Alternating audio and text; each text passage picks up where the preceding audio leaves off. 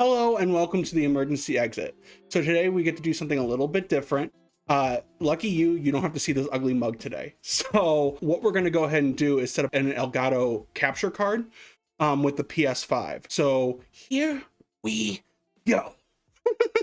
Okay, the first thing you want to do, even before plugging in the Elgato, is turn off HDCP because otherwise nothing will record. It is for copyrighted material like Netflix. So if that is on, it won't allow the Elgato to work. So you'll want to go to settings, then you want to go down to system, then HDMI, and then see it says enable HDCP. You just turn that off. Obviously mine's already off. So now you can go ahead and plug everything in. I have a diagram here so you can see how I have it set up. Now, the important thing here is I do show from the PS5, you will have to use the HDMI 2.1 cable from PlayStation to do the input. Then from there, you can use the one that came with it or another HDMI cable, another 2.0 cable to go out into the TV. I'm guessing because it's not a 2.1 port, it just doesn't send the signal out to the TV. And then from there, you do the USB-C to the computer. There is an alternate setup, and I'll show the diagram here now. I don't use this, but if you're playing online and you want to hear the chat as well, you can plug the 3.5mm jack, the male to male, from the controller to the Elgato. There'll be a quick setting here in your audio. From the main settings, you're going to go down to sound. Then you're going to go down to audio output. Then click to output device, and you're going to change from HDMI device, parentheses TV. You're going to change that to headphones connected to controller. I don't have that, but if you did, that's how you would change it. Go into the Elgato software, the game capture software that comes with it. And then you'll go here. Now mine's already in here. You may have to actually put it back in their device, the game capture card. All you'll do is go to this little hammer and wrench. Click that.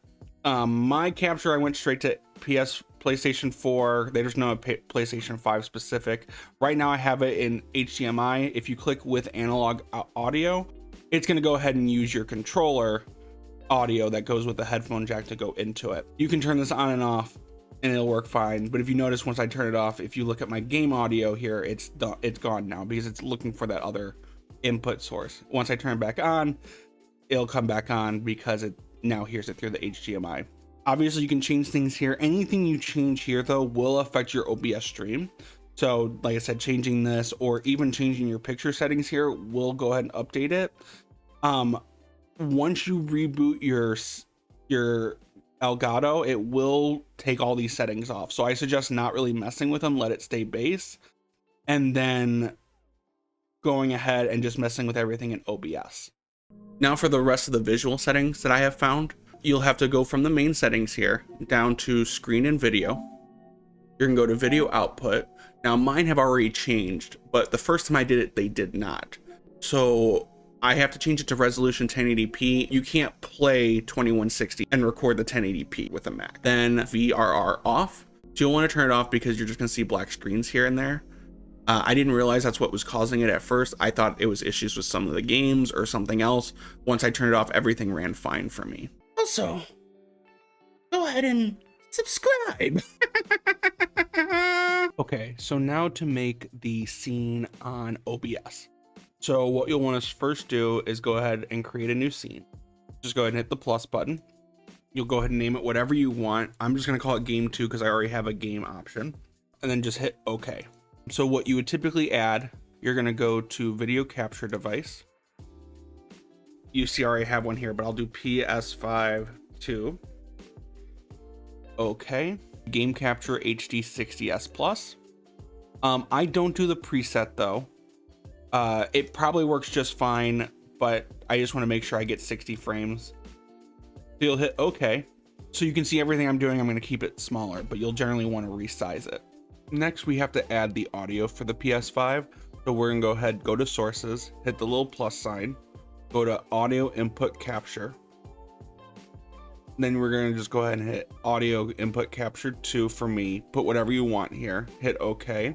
Go ahead and change it from the default setting back to the capture card, hit OK. I have changed my color aspect for my PS5. So what we'll go ahead and do is go to the PS5. You're going to go to filters up here. As you see here is I have a LUT on here. This is what mine actually shows and the way it looks compared to what it was looking at before. If you take off this LUT, you'll see this one gets really bright, so I dimmed it down with my color correction. But if you take the color correction off too, this is what it would look like. Without it, or with it all back on, it looks a little bit more balanced out. Not that it's that much different, but if you take them off, things are a little bit more orange and a little bit harder to see. For the LUT, I'm using Fusion 88 from a pack I downloaded online. The link will be in the description down below. Here are the color correction settings I am currently using.